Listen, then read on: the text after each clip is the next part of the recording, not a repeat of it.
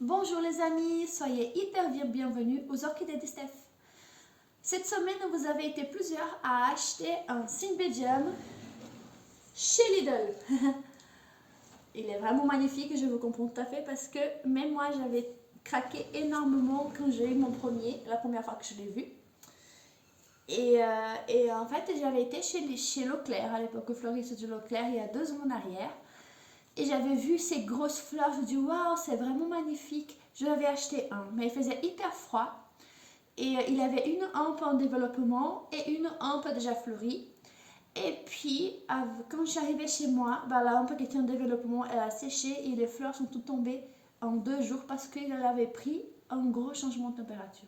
L'Osémédium, il est très sensible au changement de température et au courant d'air. Donc voilà, déjà la première chose. Et du coup, comme je n'avais plus de fleurs sur mon Cymbidium, j'ai dit je vais rempoter parce que quand j'ai sorti du pot, j'ai vu les racines et c'est vraiment impressionnant, nous qui avons l'habitude avec les phales et les dendrobium, de voir là les grosses racines qui dépassent. On a vraiment l'impression que voilà, qu'il meurt de faim et qu'il n'y a que des racines. Le mien que j'avais acheté, il avait vraiment zéro substrat, il n'y avait que des racines. Et du coup, à l'époque, j'avais un cheminée en bois et j'avais pas de copeaux à ce moment-là. Je me suis dit, je vais prendre les bouts d'écorce du bois de la cheminée plus la poussière de bois qu'il y avait avec et j'ai rempoté mon Cymbidium dedans. Et cela, ça fait 2 ans. Tout l'été, il a passé dehors, pas au soleil, hein, à l'ombre, sans courant d'air. Il a resté tout le temps dehors et je l'ai rentré il n'y a pas très longtemps. Et là, regardez ça! Oui, il est immense, on est d'accord.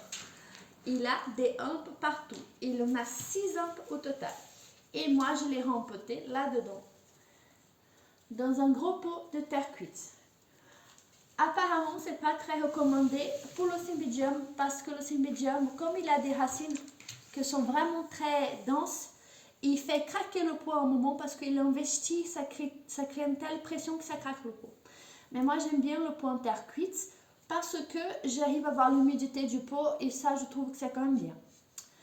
Donc voilà, donc je l'ai rempoté dedans et je le laisse dehors toute l'année. Dès qu'il commence à faire doux dehors, parce que je suis en Alsace, il faut dire qu'il ne fait pas doux très longtemps dans l'année. Mais dès qu'il commence à faire doux dehors, je le sors. Et dès qu'il commence à faire beaucoup moins doux, vers les 10 degrés, je les rentre. Et là, il est monté en floraison. Hein, il a 6 hampes et j'ai hâte que ça ouvre pour vous montrer. Donc voilà, il n'a pas besoin de beaucoup de soins. Moi, je trompe le pot, mais vraiment très rarement. Sinon, j'arrose par le haut. Et il pousse très bien. Il m'a fait plein de pousses. Il a énormément de feuilles. Comme vous avez vu, des feuilles à la rallonge que n'arrête pas. C'est vraiment hyper joli. C'est une plante magnifique. Après, à savoir aussi, une fois qu'il monte en fleurs, il a des petites gouttes transparentes qui vont apparaître sur les hampes florales. Je ne sais pas si j'arrive à... J'en ai pas sur le nouveau, mais sur l'ancien j'ai. Ces petites gouttes transparentes, c'est rien de grave. C'est une sécrétion qu'elle fait pour attirer les insectes pollinisateurs qui vont polliniser les fleurs et pour développer, voilà, chaque fleur a son truc pour attirer. Et les orchidées en surtout cette petite sève un peu transparente. Et voilà, et du coup, une fois qu'il fera de nouveau doux, je vais le ressortir. Et vous verrez que c'est une plante qui n'a pas beaucoup d'entretien, elle est vraiment facile, elle est vraiment agréable, elle est très belle, très dense. Et voilà, donc je vous réponds à tous par cette vidéo.